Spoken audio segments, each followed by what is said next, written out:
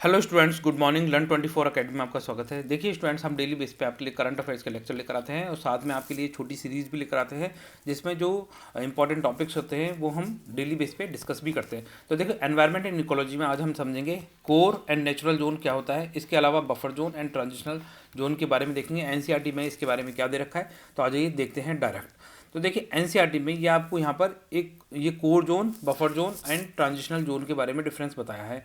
तो यहाँ पर आप ये देख समझिए, जो कोर जोन है ये इनर मोस्ट पार्ट है किसी भी इकोलॉजिकल एनवायरनमेंट का पार्ट। ठीक है, जैसे मान लीजिए हम किसी एरिया को कोर जोन डिक्लेयर करते हैं, तो कोर जोन का सिंपल सा मतलब है कि इस एरिया को हम क्या है, रिजर्व कर रहे हैं, इसको पूरी तरीके से प्रोहिबिट कर रहे हैं, रिस्ट्रिक्ट कर रहे हैं। यहाँ पर कोई भी ह्यूमन सेटलमेंट नहीं किए जाएंगे। जैसे मान लीजिए यहाँ पर घर बना के नहीं रह सकते। ये घर आप देख रहे हैं, ये बाहर के क्षेत्र में आपको देखने को मिल रहा है, पर ये पूरा ये जो कोर जोन है ये पूरी तरीके से प्रोटेक्टेड होता है और यहाँ पर ह्यूमन एंट्रीज बिल्कुल पूरी तरीके से बैन होती है। तो यहाँ पे आप इसको पढ़ भी सकते हैं। देखो, कोर एंड नेचुरल जोन कौन सा होता है, no human activity is allowed. यहाँ पर कोई भी ह्यूमन एक्टिविटी अलाउ नहीं होती और ये जो एरिया होता है अनडिस्टर्ब्ड एरिया होता है, इसको डिस्टर्ब नहीं किया जाना चाहिए और ना किया जाता है। और ये लीगली प्रोटेक्टेड एरिया होता है। अगर इसके अंदर कोई भी एनक्रोचमेंट करता हुआ पाया जाता है तो उसके ऊपर लीगल कार्रवाई की जा सकती है। तो ये थोड़ा सा ध्यान रखें। कोर जोन कौन सा होता है, बिल्कुल सेंटर इनर मोस्ट पार्ट होता है, इसको हाईली प्रोटेक्ट किया जाता है।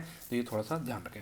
फिर इसके आउटर में जो कोर से जैसे बाहर निकलते हैं तो उसको हम बफर जोन बोलते हैं। बफर जोन का सिंपल सा मतलब है, इस एरिया को क्या है, some part of limited access के साथ में ह्यूमंस के लिए अलाउ किया जाता है। कोई रिसर्च एंड डेवलपमेंट करना चाहता है तो उसके लिए इन चीज़ों को अलाउ किया जाता है। तो यहाँ पे आप इसके बारे में पढ़ें कि बफर जोन कौन सा हो गया। बफर जोन हो गया ऐसा सराउंडेड जोन हो गया, कोर एरिया के चारों तरफ होता है ये, जो लिमिटेड परमिशन के साथ में ह्यूमन एक्टिविटीज़ को अलाउ करता है। जिसके अंदर क्या है, जैसे स्ट्रेटेजिक कुछ स्ट्रेटेजीज बनानी है, कुछ स्ट्रेटेजिकली यूज़ के लिए इसका इस्तेमाल किया जा सकता है। रिसर्च एंड एजुकेशन पर्पज़ के लिए हम इस एरिया को एक्सेस कर सकते हैं, यहाँ पर जा सकते हैं और इसको थोड़ा सा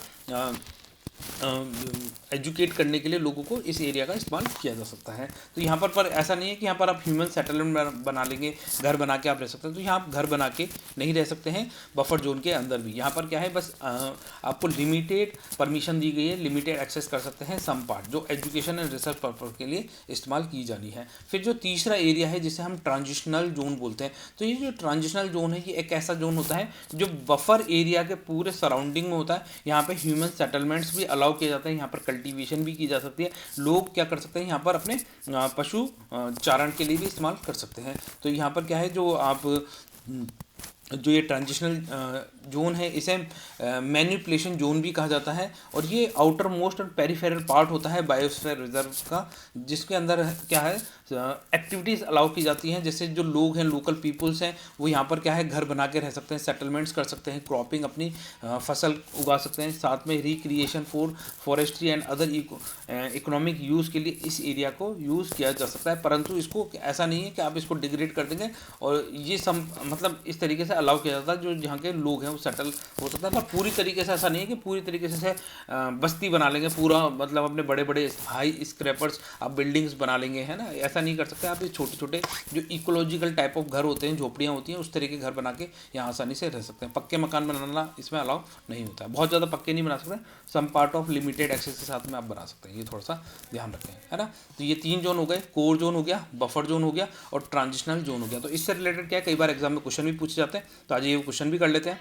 तो देखिए यहाँ पर क्वेश्चन दे रखा है ट्रांजिशनल जोन का, the transitional zone is in biosphere reserve. तो ट्रांजिशनल जोन बायोस्फीयर रिजर्व में कौन सा जोन होता है, पहला ऑप्शन दे रखा है, covers the buffer zone and lies in between the buffer zone and the core zone. क्या ये buffer zone and core zone के बीच वाला जोन है, बताइए। दूसरा, कवर्स द कोर जोन, ये पूरी तरीके से जो ट्रांजिशनल जोन है कवर करता है किसको, कोर जोन को कवर करता है, and lies between the core zone and the buffer zone. तीसरा ऑप्शन हो जाएगा, is the inner most zone of the biosphere reserve. तो क्या है, ट्रांजिशनल जोन सबसे इनर मोस्ट जोन है बायोस्फीयर रिजर्व का। या फिर चौथा ऑप्शन हो जाएगा, it is the outer most zone of the biosphere reserve. तो ये सबसे बाहरी क्षेत्र है क्या बायोस्फीयर रिजर्व का।